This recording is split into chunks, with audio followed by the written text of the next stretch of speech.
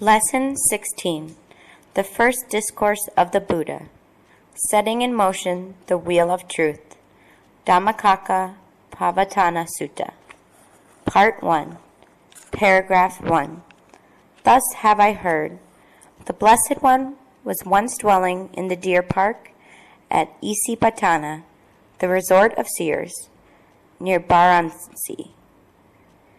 There he addressed the company of 5 bhikkhus. O bhikkhus, these two extremes should not be practiced by one who has gone forth from the household life. What are the two? Devotion to the indulgence of sense pleasures, which is low, base, unworthy, and unprofitable, and devotion to self-mortification, which is painful, unworthy, and unprofitable. Paragraph 2. By avoiding these extremes, the Tathagata has comprehended the middle path, which gives vision, which gives knowledge, and which leads to calm, insight, enlightenment, nibbana. And what, O bhikkhus, is the middle path? It is verily the noble eightfold path, namely, right view, right thought, right speech, right action, right livelihood, right effort, right mindfulness, right concentration. This, O bhikkhus, is the middle path, comprehended by the Tathagata, which gives vision, which gives knowledge, and which leads to calm, insight, enlightenment, nibbana. Paragraph 3. Now this, O bhikkhus, is the noble truth of suffering, dukkha. Birth is suffering. Aging is suffering. Sickness is suffering. Death is suffering. Sorrow, lamentation, pain, grief, and despair are suffering. Association with the unpleasant is suffering. Dissociation from the pleasant is suffering. Not to get what one desires is suffering. In brief, the 5 aggregates of attachment are suffering. Paragraph 4. Now this, O bhikkhus, is the noble truth of the origin of suffering, samudaya. It is this thirst which leads to rebirth, accompanied by passionate greed. It finds delight now here and now there, namely, the thirst for sense pleasures, the thirst for existence, and the thirst for non-existence. Paragraph 5. Now this, O bhikkhus, is the noble truth of the cessation of suffering, nirodha. It is the complete cessation of that very thirst, giving it up, renouncing it, liberating oneself from it, detaching oneself from it. Paragraph 6. Now this, O bhikkhus, is the noble truth of the path leading to the cessation of suffering, magga. It is verily the noble eightfold path, namely right view, right thought, right speech, right action, right livelihood, right effort, right mindfulness, right concentration. Part 2. Paragraph 1. A. This is the noble truth of suffering.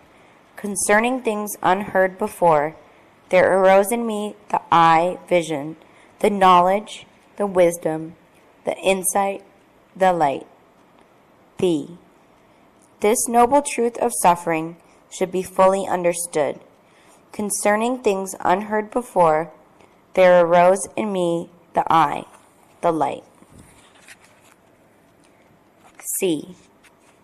This noble truth of suffering has been fully understood. Concerning things unheard before, there arose in me the eye, the light. Paragraph 2. A. This is the noble truth of the origin of suffering.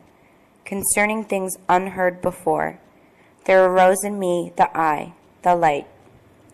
B. This origin of suffering as a noble truth should be abandoned. Concerning things unheard before, there arose in me the light. C. This origin of suffering as a noble truth has been abandoned. Concerning things unheard before, there arose in me the eye, the light. Paragraph 3. A. This is the noble truth of the cessation of suffering. Concerning things unheard before, there arose in me the eye, the light. B. The noble truth of the cessation of suffering should be realized. Concerning things unheard before, there arose in me the eye, the light. C. The noble truth of the cessation of suffering has been realized. Concerning things unheard before, there arose in me the eye, the light. Paragraph 4. A. This is the noble truth of the path leading to the cessation of suffering.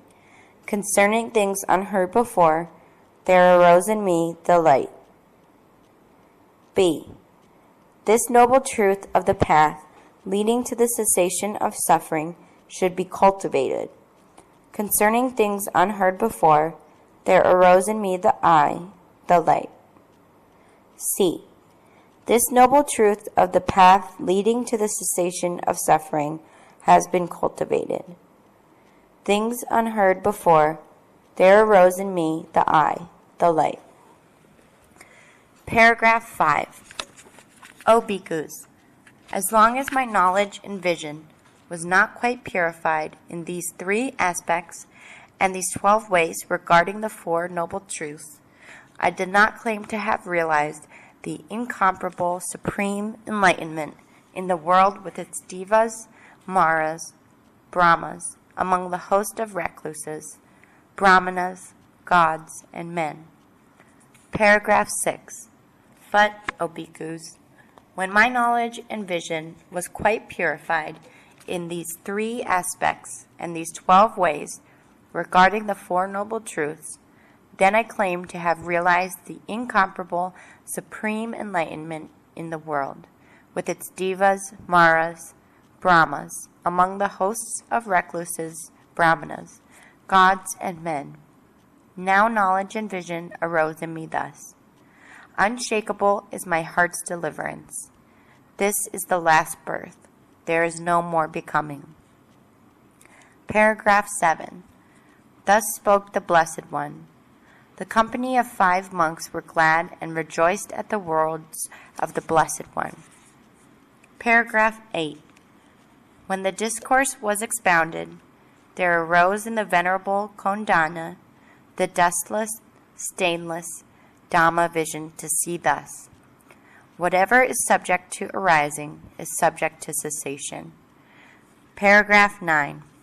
Moreover, when the founding of wisdom was thus expounded by the Blessed One, the earth devas raised the cry.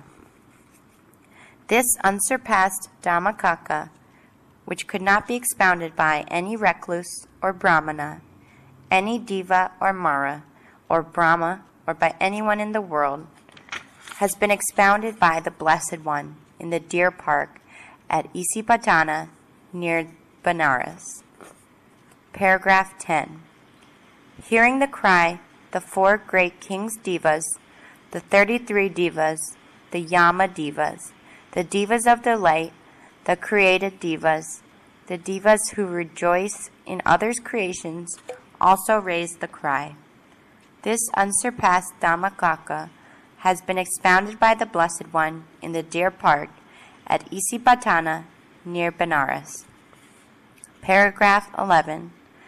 Thus, at that very moment, at that very instant, that cry reached even to the Brahma world, and this 10,000 world system quaked and shook again, and vibrated violently. An immeasurable, mighty radiance, surpassing the glory of gods, appeared in the world. Paragraph 12.